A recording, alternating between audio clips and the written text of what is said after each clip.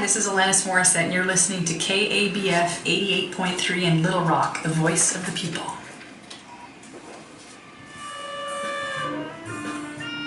Delaterre here, Flora Delaterre, plant detective. Drawn by the mystery of medicinal plants and their alarming disappearance, I decided to investigate. I'm shucking corn. Corn's medicinal. Indigenous North and South Americans used it for many things, but corn silk is especially good for urinary and prostate problems. Compounds in the silk soothe inflamed mucous membranes and promote healing. Corn silk's also diuretic. It makes you pee, but it contains potassium, so you don't get depleted. Fresh corn silk is best, soaked in cold water as an infusion. Ever wonder what corn silk is exactly? Ears of corn are the female parts of the plant. Each strand of silk's connected to an ovary, a potential kernel. Wind-carried pollen travels down the strands and fertilizes the ovaries. On this ear, not all the kernels made it. I'll heal their wounded pride with a little salt and a lot of butter. The Plant Detective is a project of Montana Public Radio, Bastyr University, and Frontier Co-op, bulk supplier of organic herbs. Consult with a health professional before taking medicine or herbal remedies. Folks, medicinal plants are everywhere, and you gotta treat them right, because someday they might be treating you. Feel the power. This is Wade Ratke, Station Manager of KABF. We're supporting the Rural Power Project and its campaign for democracy and diversity in the governance and practices of rural electric cooperatives. Many are frozen in the 50s, but it's time to heat them up. If you're interested in getting active in your cooperative and holding it accountable to all the people, not just some of the people, then contact me for more information at 501-372-6119. This is hemp seed. Be careful how you use it. For to grow hemp legally, you must have a federal registration and tax stamp. This is provided for in your contract. Ask your AAA committee man or your county agent about it. Don't forget. That's the lead-in to the CD we just heard a couple of tracks from, The New Prohibition. We want to have a conversation today about medical marijuana as the state of Arkansas goes through this process. We have a master gardener in the studio to tell you how to grow things. We also have a person purely interested in personal initiatives, R.L. Reed. R.L. hosted a show here for a couple of years on Saturdays. It was called Cannabis. Welcome back, my friend. A pleasure to be here. It's always a great place to be at this radio station. It's the actual voice of the people, and there's a lot of information over a lot of years that's come out of this little place, and I'm glad to be back in what I feel is home territory. Well, Curtis, what about this issue of marijuana and what's coming up now with the corporate meetings around it? I can see the product lines and the supply lines being formulated, and how did all that happen without everyday people in it? I didn't understand your question, John. Okay. They're going to have a meeting today or sometime this week, I think. Well, it's already in progress. It's already in progress about, the growing of medical marijuana. But I don't think they're talking so much about growing it, they're talking about forming partnerships to control it and get rich off of it. That seems to be the slowdown. It's been over a year since the people of Arkansas voted the right for medical marijuana to be distributed in this, grown and distributed in this state. And it just seems like a long time for this to come to fruition when we have states in the union that for years have had dispensaries and growers who definitely have a lot of information that they could share with this state in getting this process going. It seems the people said yes, but the people in the government said, let's drag our heels as long as we can. So RL can probably detail some things about how that works. I mean, he's been an advocate for years. here's the problem we have in the state of Arkansas. Number one, we've got an amendment that basically it's not going to happen if you read the black and white of it. Section 20 of the amendment, makes the federal government totally control the entire state. And then when you have the elected officials that definitely won't go face to face with somebody on this issue publicly, okay, have actually modified the amendment to such a point that now we're over a year. And now the last word we had last week was they're not going to issue grow permits until sometime in February. At that time, they won't even have the dispensary permits looked at. So if you ever get a plant in this state, which I highly doubt personally because we get into that later, it's going to be late next year if anything ever hits the street. And from what we've been able to research and the people who won't answer the questions, this seems to be the progress of our elected officials not holding up the will of the people.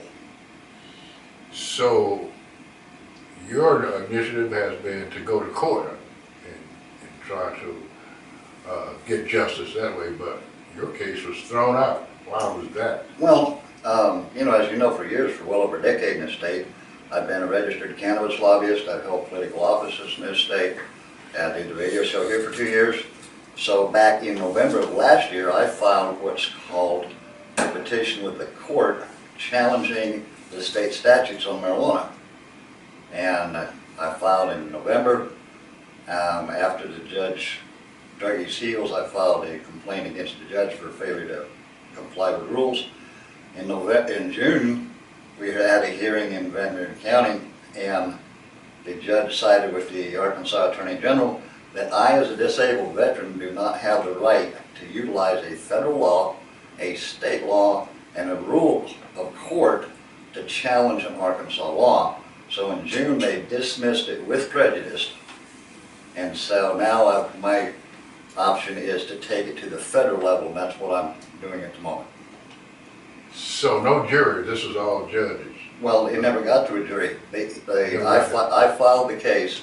The Attorney General filed a motion to dismiss, saying I didn't have the right to do it, and the judge sided with the Attorney General, and in my opinion, and like I say, we're filing paperwork now for a complaint, violated a federal statute that went back to 1920, an Arkansas statute to the 1940s, and a rule of law, and flat threw the case out of court. It never got in front of anybody, and the media never covered it. So, is this unique to you or Arkansas, or have other? Well, this is the first case. What makes this so damning politically here in Arkansas and goes to question my rights as a citizen, this was the first case ever filed in the United States. It was called a facial challenge to the law, not an applied challenge. So if I could have got this in front of a jury, and the jury found for me, it would have found that the laws as they exist for marijuana in Arkansas are unconstitutional and non-enforceable. Well, I don't know whether there was someone trying to get on the line here now. We might take a call if you gentlemen are prepared to deal with a few calls. I've got no problem. That's fine. Okay, so we expected Tom to be here. He might be here in a few minutes with an opinion about how this rolls out. What would you anticipate will happen after today's corporate get-together?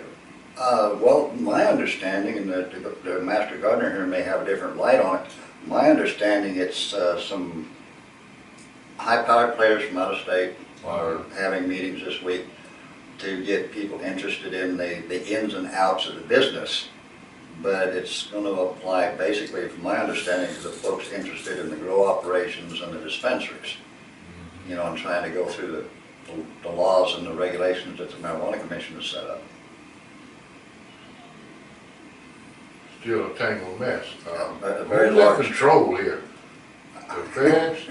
Well, right now it's the Arkansas Medical Marijuana Commission is the one that's, they're in charge of that and the Arkansas tobacco, alcohol and tobacco folks. Yeah. It appears to me that the federal government is not in it at all. Not at the moment. If they did, why didn't they challenge the law in Ann Arbor, Michigan, back in the 60s, when there was a $5 marijuana law. Well, that one's real simple to answer. Well, it was a rhetorical question. Well, no, but that's, yeah. You brought out the question that I've been screaming for 2.5 years now. The amendment that Arkansas got approved through the Attorney General, remember, the Attorney General approved it, has Section 20 in it. And Section 20 says it's still going to remain illegal for any purpose under federal law. Out of all the states, the 26 states that are medical, or 28 now, plus the ones that are recreational, none of those states, in any of their ballots, in any of their laws, any of the referendums, has that particular statement in it. Those states exercised state rights under the 10th Amendment. Arkansas gave up state rights under Section 20 of the amendment. So the feds don't have any control yet because nobody's violated any law. The minute you plant a plant, grow a plant, or sell a plant, I find absolutely, and the lawyers I've talked to, and none of them will go on record, and nobody's asked the AG for the opinion, but Section 20 opens up DEA enforcement immediately. And that's in Arkansas only. That's going on for years, huh? Yeah. It doesn't appear to me that the federal government wants to be involved at all. Well, they don't have any reason to be involved right now because there's no federal law violated. The federal law violation will happen when a grow operation grows a plant or possesses a plant. Getting a permit is not a violation. Matter of fact, marijuana and hemp is not illegal under federal law if you have the federal permit, and that's issued by DEA. But that's not one of our requirements to get the federal permit. So will growers in the state of Arkansas have to get this federal permit? Well, not by Arkansas rules. However, if I was personally going to have any part of a dispensary or grow operation, one of the pieces of that paper in that application is a state license number. Before I invested a dime in this state, I get my license from the state, and then I would apply for the federal permit, which is $3,200. Because once I get a federal permit, I'm federally legal. RL, define marijuana and or hemp for me. I'm confused. Well, so is everybody else, it seems, because according to the federal government, under Title 21 of the Controlled Substance Act, marijuana is defined as cannabis sativa L. That's black and white. So is hemp. Has the same definition. The Department of Agriculture defines cannabis sativa L as a Schedule I drug, and one sentence later it defines hemp as cannabis sativa L. They both have the same federal definition. And that was one of my challenges in understanding court. of hemp is that the potency of the psychoactive Well, that's, chemicals is less than in it is. stylized It is. marijuana that would be available at the dispensary. It is, but the question was asked, what is the definition? The federal definition of marijuana is cannabis sativa L. The federal definition of hemp is cannabis sativa L. There's no reference to chemical compounds, there's no reference to potency, it's a plant. So the definition for both are the same. And another difference I see between cannabis and hemp is hemp was grown as a to make cordage. Well, there's over 250,000 products that we can make from hemp. Matter of fact, some of the property right here in Pulaski County was reconstituted with hemp back in the late 1890s, out where the airport's at. It wasn't done commercially, but it's the industrial plant, the industrial cannabis plant is huge. But what I'm saying is, John asked, what's the definition? The federal government has the same definition, and that was one of my things I brought out in my court suit. But the Arkansas judge said definitions don't matter. And that's in the transcript. That is in the transcript. That is bizarre because when I think of a court definition, is the matter. Yes, yes. Well, if you look on my Facebook or my website, I posted a transcript from the judge's dismissal, the verbatim transcript. And the judge said that the definition does not matter. So it seems to me before you brought your, you actually had your day in court, they had made their decision prior to that. Didn't matter what I you can't said. prove it, but I will go to my grave knowing it. It sounds to me that they did. And, it'd be interesting to know who was in that conversation. I've got some ideas. Yeah. RL's tribulations just shows the uniqueness of Arkansas. You brought some information with you about, way back in the day from the Times or some New York papers that did some investigative work on it. Do you have any of that you can explain to us?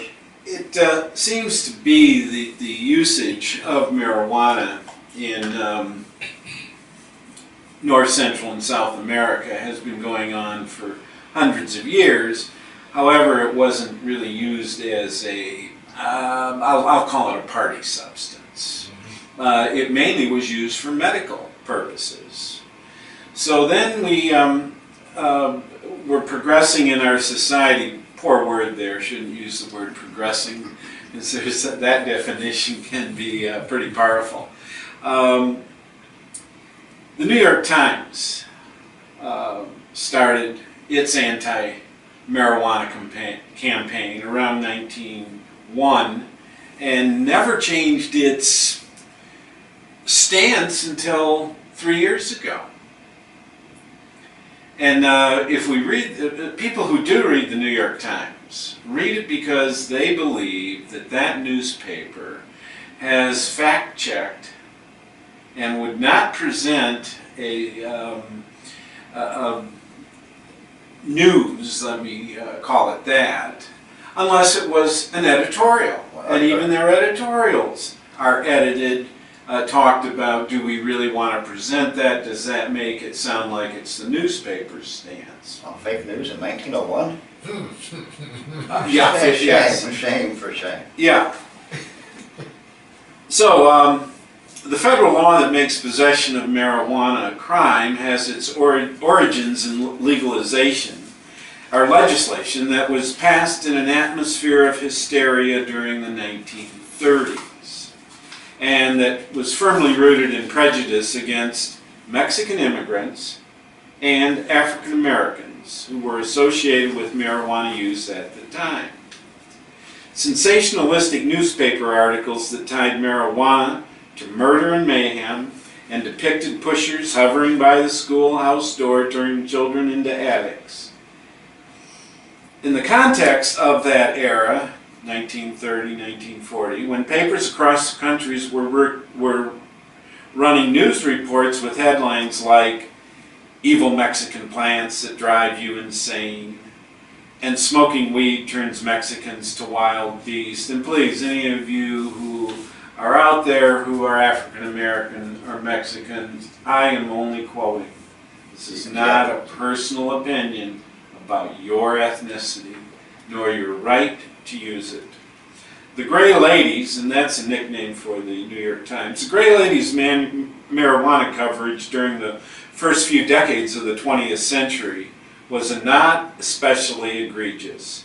But to modern eyes, it is remarkably naive, alarmist, and racist. There were occasional bursts of skepticism, but in general, the paper eagerly echoed the fantastical fear-mongering of anti-drug crusaders. So for over 100 years, the New York Times ran many articles, and I'm not going to go through those articles, but they were all anti-marijuana. Blues era, the jazz era, where musicians, not all, but you could find it within that genre. They would smoke it, and but then when you look at the ethnicity of the blues and the jazz, what were the color of their skin, John? I think I you think share it's that kinda dark. same color. So then we start getting into the 60s when this explosion in marijuana usage and psychotropic drugs happening on campuses start hitting, and things started to change in America. No longer were these articles about hysteria and mayhem and elementary kids getting hooked on marijuana, and before they go to middle school they're already into heroin. But somewhere around the Jimmy Carter era, Gallup does a survey of what the public, is that we the people? We would be led to assume, us vets would be led to assume that that would be correct. We the people. That in 1969, 12% of the public said, we think it should be legalized. And that's only maybe, not even 10 years after this increase in marijuana usage in this country. And within 9 years, 28% say. At that time, we saw a lot of people being arrested, put in jail for what appeared to be a senseless act by the government. Then we get Reagan into office, and that percentage drops. Only 23%. Must have been listening to the president. It's amazing how one person has that much influence over the public without the public reading and understanding or experimenting with the product itself and finding out what are they talking about. But I suppose if you think that you're going to go into mayhem and commit murder, that you probably don't want to test those waters. Well, then we move into the 95s, and we get, it starts rising again in 25%. But in 2013, 58% of the American public believes that the marijuana laws are not right and that it should be decriminalized and legalized. So that's the history that we see, just a brief history, and it's just a segment of it. The article closes with, it took more than a century for the New York Times to go from credulously accepting anti-marijuana propaganda to contemptuously rejecting it. They accepted the propaganda and then they rejected it, along with the ban built on that foundation of lies, which raises an obvious question. If the Times could be so wrong for so long about marijuana, how many other mistakes has it made in covering and commenting on drug policy? Be careful who influences you out there. Be careful even my influence on you. Go out and find for yourself the answers. So then, let me ask Ariel this. How did that change to, and I know Ariel had a lot to do with it because he educated a lot of people about cannabis on this station. We know that from something to be working hard with a personal initiative, not to become a business person in it. You explain some of your tactics to us, Ariel. This is Tom Scott. If you haven't met Tom, Yeah. Good morning, guys. I've had fun listening on the way down. Met Tom some time ago. But, yeah, my whole contention is like the New York article. The issue of cannabis and marijuana has been unconstitutional since the rewrite of the Controlled Substance Act. But when you follow the money, again, follow the dollars between the lobbyists for the legal folks, the lawyers, the lobbyists for the pharmaceuticals, and the lobbyists for the chemical companies. And then we have foreign trade policy. And then we have the private prison industry. Okay? This is a moneymaker and not for the general population. It's a moneymaker for those that have pockets. And it's interesting, I've been warned not to publish some of the dollars and cents I found, but check your local representative's 501 or see who's been donating to his campaign or her campaign at the state and federal level. Find out if there's any kind of legal background behind the contributions of pharmaceuticals. Do they have interest in prison systems? Do they have interest in rehab centers? Do they have interest in 501c3 retraining programs. Okay? Do they have an interest in the drug court? Look through the back door. Well, of course, you're going to see Look through the massive back flood. door. Because by definition, and see, people also say on the medical side, and this was one of my arguments in my court papers, the federal government, under Title 21, which is the Controlled Substance Act, you will hear this, and John knows this, you will hear the possession of marijuana for medical purposes is federally illegal.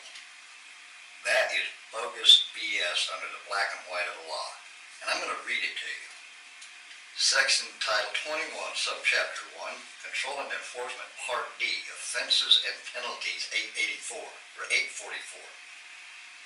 Unlawful act or penalty. It shall be unlawful for any person knowingly or intentionally to possess a controlled substance. Medicine's a controlled substance, right? The next word is key, and 99.9% of your politicians overlook it. Unless such substance was obtained directly or pursuant to a valid prescription or order from a practitioner while acting in the course of their professional practice. Cut and dried. So, if you have a valid prescription or order from a professional, it is not illegal to possess a controlled substance. And the federal law states it shall be unlawful for any person knowingly or intentionally possess a controlled substance. It doesn't say marijuana. It doesn't say heroin. It doesn't say methadone. It doesn't say clonidine. So, in actual practice, this means a person from Arkansas could go to Denver, get a prescription, and be completely legal taking this. Under the federal law, as I see it, and as other attorneys see it. But here's the problem. The average person like myself, I funded all this court stuff out of my own pocket, with the exception of $484 I got in 18 months to get this in the court. Still haven't got enough money to take to federal court. The problem is, if you or I go get medicine, and we get popped in the state of Arkansas, you're going to have to come up with 30 grand or better to prove that you didn't violate the law. It's like the IRS. You're guilty before you're proven innocent. So it's a wonderful day in the marijuana exchange down at the Arkansas Convention Center, and they're all getting their knives and forks sharpened so they can partake of a nice steak dinner since things are legal, or sort of legal. So it's about the money.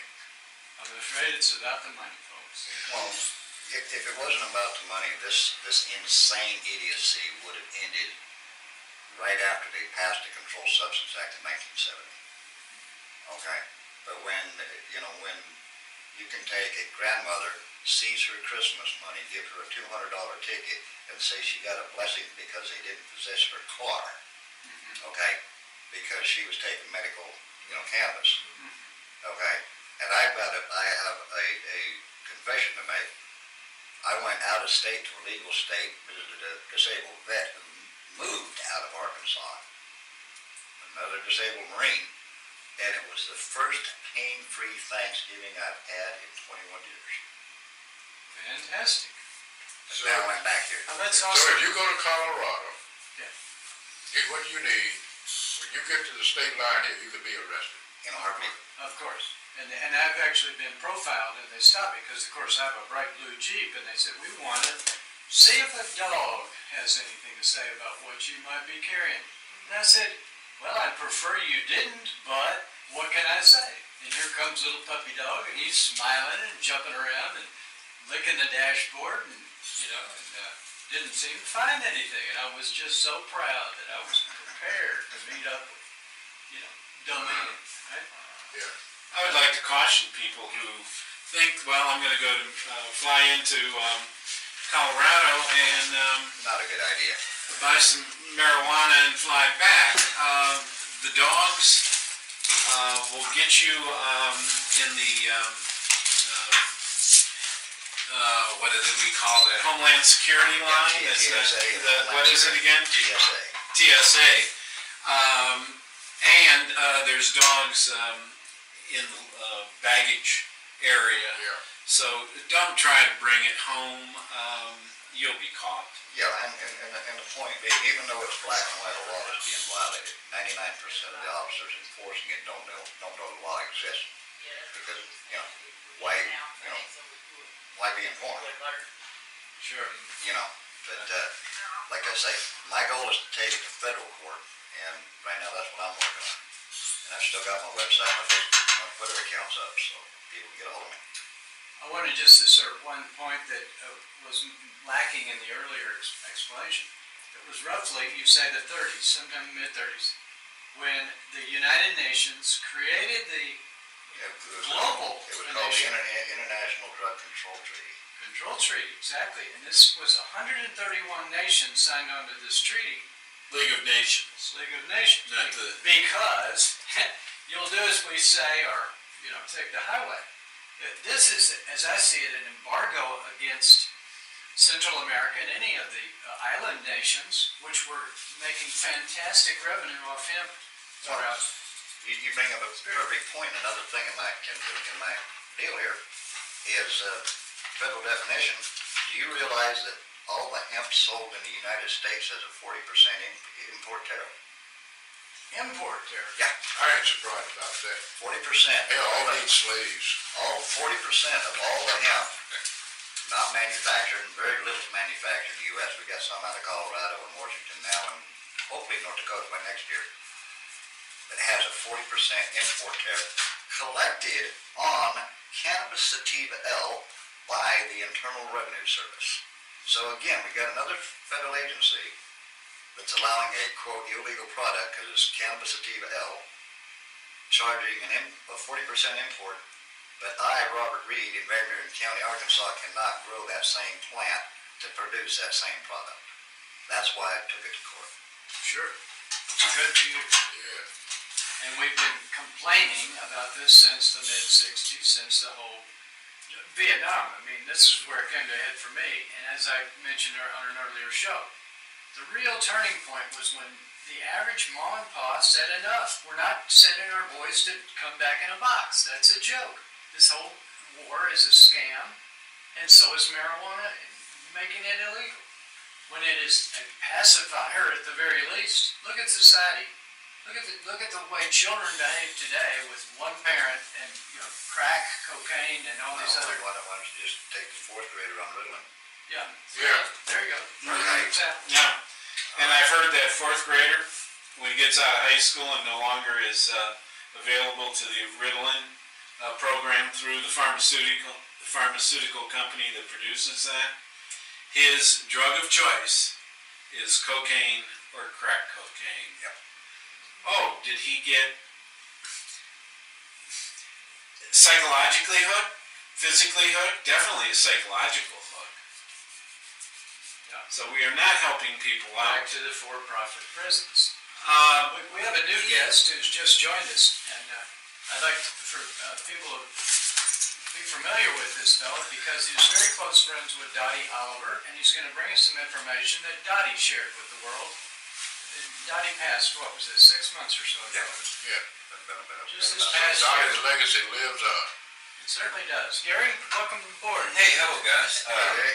Yeah, Dottie was a friend of mine. We had a date when I was 14 and she was 16, but she liked older boys. Man, Great. she'd probably go to prison these days. I gotta pass something around here. This is a picture of a tumor. A tumor? Let's Oh take my a look God. at it. That's pretty disgusting, Gary. No, good. Just pass it around. Sure. There we go. I'll tell you about this one. I take it back. I've got several similar to that one, but not that particular one. Okay. Yeah, I'm looking at it. Folks, we're looking at a picture on a computer screen. Is it Not talking to you. Hope. What kind of tumor is that? Well, I'll tell you about that. When I was 12 years old, I had a paper route, and one morning, it was 2 mornings after they announced that atomic bomb waste was raining down on Arkansas, and at about 4 in the morning, and my back started hurting. I was carrying my paper in my neck there. And this continued for the next 40 years. Worse. The tumor had grown. It was right in my C4, C5. Tumor had grown to where I couldn't keep my head up. My mother used to slap me, stand up, boy. And finally, saw a doctor, took an x-ray, and he said, you're pretty much screwed. And I went to a couple of other surgeons, neurologists, and it was pretty much inoperable without loss of legs or arms. So through Dottie, I ended up in Amsterdam. And by that time I couldn't use my right leg, I couldn't write anymore, my right arm was pretty much gone. And I won't mention the man's name, but went to Amsterdam. In 2 weeks, I started using a THC resin compound on a transdermal patch. Basically, it was just some gauze wrapped up, and where I was at, they had gallons of this stuff. And 2 or 3 days later, now get this, I went from oxycodone and morphine to THC resin the next day, gave my pills to somebody in Amsterdam, never needed them again, had no withdrawals, had no sickness, no symptoms, and I'd been on that crap for 8 months. So within a week, my legs started working. About 10 days later, I could move my arm again. I got walking around Amsterdam, and I was able to stand up straight. That this stuff had shrunk that tumor in 3 weeks, to the point that I went to India because it's too expensive here. I was on a waiting list, and thank the universe, I found through calling a wrong number in India, a doctor. He said, I got a friend that's the best in the world. So next thing I know, I'm in Bombay, India. I like Bombay better than Mumbai. And he said, 99% success rate. And so they took some more MRIs. The next day, the doctor came in and he says, well, you got a problem. So what's my odds, doc? He says, 80%. I never asked him if it was 80% screwed or 80% chance of walking again. I said, man, that's better odds I've had my whole life. I said, you're the man to do it. And he did. And I remember waking up from the surgery and taking the oxygen off, and he whispered in my ear, everything works. And if it hadn't been for THC resin, I'd be paralyzed or dead. He later told me, I don't know how you walked across the street to get here. I don't know how in the world you came across the planet. And finally I said, Doc, I did like 80 joints worth of resin before I went into your operating table, but I was relaxed. And I said, Doc, I was not afraid. And I told this to Dottie Oliver, and Dottie got breast cancer. Won't give you too many details, but there was some gold bud, truly gold pot that was medicinal. God probably smoked the stuff. And I said to Dottie, cancer has its own chemistry in your body. And we did a hair sample of Dottie, and she was the most toxic human being out of 200, and that's another story. And I said, Dottie, you do this resin, you're not afraid of the disease, so you're not creating the chemistry in your body. And she said, I hadn't thought about it all day. I hadn't been afraid. And by God, 6 weeks later, she had got rid of cancer the first time. Problem is, she went ahead and did her doctor said, do chemo. Her doctor now got her $8,000 a month of chemo. And she told me one day, she said, I don't take any more. Her doctor called and said, why? Her pharmacist called 3 times. And then I find out that a doctor in Minnesota got 45 years for prescribing carcinogenic, 97% failure rate chemo. And as he's going to prison for 45 years, he said, they all do it, folks. They poison you, they make money off of it, and doctors, oncologists are the only doctors that get funds directly from the chemical producing chemotherapy pharmaceutical. They get 6% back. That's why they have been guilty of medicating people who didn't need it. They know there's a 97% failure rate. They know that there are secondary cancers caused by the chemo, but they keep doing it because they're greedy. Well, we just out there where I'm at, we just lost another patient that wasn't doing all that well, but was maintaining, but had no option because of here in the state of Arkansas, and couldn't use the plant. And like you say, the minute she started on chemo, that was the end of the line. They intend that. They're spraying aluminum over us almost a daily basis, barium, cadmium, I've got the absolute proof. And it is a genocide program, and marijuana is the antidote to this stuff. Well, it's like, just like your case, they claim it's not studied, but here's what they don't tell you. Over 85% of the medicines in the United States are never studied in the U.S. They're approved via studies from other places. So, this plant has been studied more than any other medicine on this planet. And it's used longer. And Jesus smoked the stuff. It was the anointing oils he put on people that heal them. People, what they're doing is evil. Evil. Yeah. Well, but it's going to take people to quit buying the story of the 501c3s that are making money in downtown Little Rock right now. Right. And let's get this handled. Let's end it. Right. And somebody said, well, Robert, why don't you get support for it? I said, it's real simple. I put too many people out of business that have made money for the past 30 and 40 years by taking your 501c3 donation, claiming they're going to end the war. Sure. And all they do is kick the can down the line. Folks, I was my first job actually, before I went to work for KABF, I had a job with the different drummer. And I was a photographer known to be following just such kinds of stories when Bill Clinton knocked on the door. Hi, I'm Bill Clinton. I'd like to be the next Attorney General of the state of Arkansas.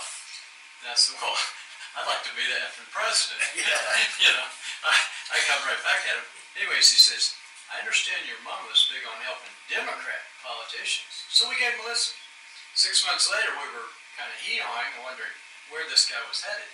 But one of his main claims before he became Attorney General was he was going to get rid of the offensive marijuana laws, which was doing nothing but putting poor black kids in jail. Hello, Bill. And look what he did.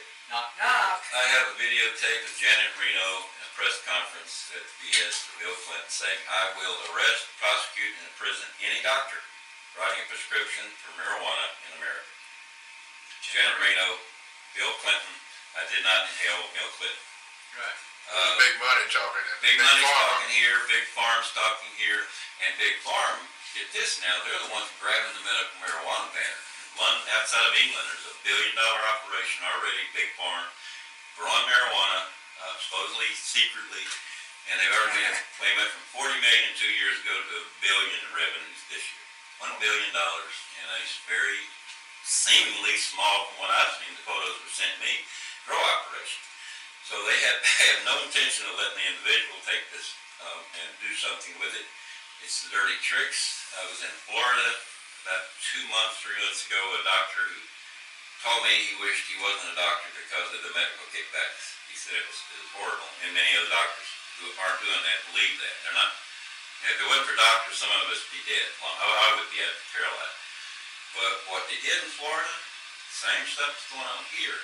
He finally came back with, you want medical marijuana? You get Monarenol. That's it.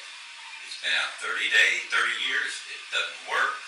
And it's only one chemical. It's only one chemical. It does not work. Louisiana followed suit. The other states are studying the dirty tricks to see how they can stop you and still use the law. And Monarenol does not work. They know it. The chemical companies know it. The oncologists don't know it. They need to be educated, and they need to quit taking these kickbacks. I mean, God bless the doctor calling Dottie Oliver and saying, go get your chemo. And she says, I'm dying. I'm going to feel better. And she did. Before she died, she said she felt better. And the people who had the resin didn't get to Dottie quick enough because they were afraid with the amounts. And there is a protocol for THC resin and beating cancer. You just don't smoke a joint and say I'm going to beat cancer. That's not how it works. What I saw in Amsterdam, what I've seen in my studies, it takes about 1 gram a day of really high quality medical resin. You have to do a hair sample first and see what toxins are in your body, and you all have aluminum, barium, cadmium, tritium, 17 metals in all of us. And there's probably a lot more than that. And then you change your diet, you do 1 gram a day, and cancer will be gone in 90 days, or shrinking rapidly. Hey, let's take a phone call. That might be a phone call for us. Hello, this is KABF Radio. Just one comment. In 27, Henry Ford wanted to use hemp upholstery in his Model A's, and DuPont had a fit. you're gonna use vinyl. He said, okay, we'll get it criminalized. And so we have to put a lot of vinyl and no hemp upholstery. 1939, I saw the paperwork on what you're telling me. Thanks, I just want to comment on that.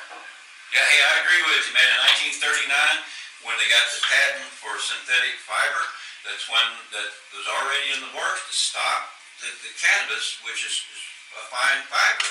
And this was paid for by Rockefeller and MacArthur foundations. They paid for it, planned it, started institutionalizing the medical field. They arrested in one day 105 chiropractors in 1939 for quackery, and I went to one yesterday, and I wouldn't be standing up straight right now. So we're dealing with something that's evil. Yes, sir. Here's what I think is even more evil than that. This is back in the 20s and the 30s. Right now, there's, I think the last letter that hit the White House or hit the Congress is 26 across the board Senate members and House members want to change marijuana laws. Well, here's a nasty little secret. Look it up, Title 21, USC. It's on my website on Facebook. The Attorney General of the United States needs absolutely no permission from anybody to change the Controlled Substance Act. He can walk in today and strike marijuana from the Controlled Substance List. The President of the United States said that he would end the war, and he also has the same authority. What gripes my testicles, and I have an issue with every one of the elected members in the state, is because none of them will face me face to face. They don't have the cojones to do it. I've invited them public and in private. And I'm inviting them on the air again. But they support legislation to change the law. It's not the job of the Congress and the Senate, it's the job of the Attorney General. He is given that right under the law. So what people need to do, the blazes with petitions, the blazes with your politician, burn up the Capitol switchboard in the Department of Justice to Jeff Sessions and the President of the United States from now till the first of the year, and this madness will go away, and I won't have to try to come up with 10 grand I don't have to take it to court. Plan B. If we can't do that, we got to grow our own Attorney General. How do we do that? Well, our own Attorney General is Import them. Tax-free. Look at what we're facing. Our own state Attorney General was the one that kicked my case out of court, which forces me to have to come up with more funds to take it to federal court. Yeah. And this is an Attorney General in our state that's supposed to represent us as citizens, like our Gardner said earlier in the program, we the people.